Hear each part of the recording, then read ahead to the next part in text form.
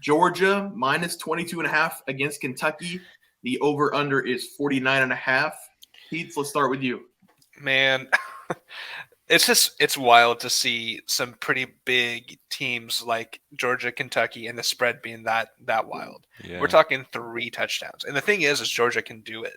But we've also seen Georgia struggle against teams like Mizzou.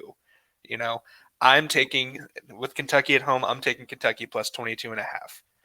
I think that Kentucky has still a really good defense. I think that it's going to be kind of a back and forth for maybe like the first 3 minutes of the game. I do think Georgia's going to win, but I think that Kentucky can kind of pull out some garbage time stuff, get within that 22.5 spread. Yeah, Kentucky last week failed to Vanderbilt 24-21. That snapped Vanderbilt's 26-game losing streak to SEC opponents. That's outstanding. Bad. Like, that's bad for Kentucky. But Georgia has the SEC East wrapped up, and they're going to focus on keeping players healthy in the fourth quarter when they're up big. So I'm going to give Kentucky a shot to cover in this one, plus the 22.5. It's their last home game. The seniors are going to play hard. So I'll take Kentucky plus 22.5. Trey?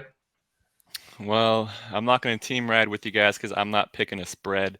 Both of these teams are led by their defenses. The only difference between these two teams for me is that Georgia's also elite on their offense while Kentucky's only elite on their defense. Right. Georgia is ranked number 2 in the country at allowing 12.9 points per game. Kentucky's 32 in the country at 22.2 points per game.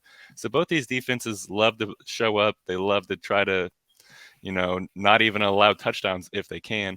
So I'm going to go under the 49.5. The under is 10-1 in Kentucky's last 11 games overall. The under is 6-1 in Kentucky's last 7 home games. The under is 4-1 in Georgia's last 5 road games.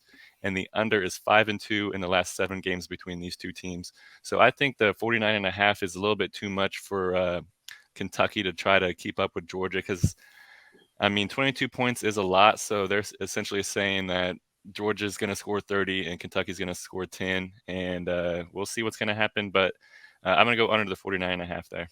All right, so we have Kentucky, and the under.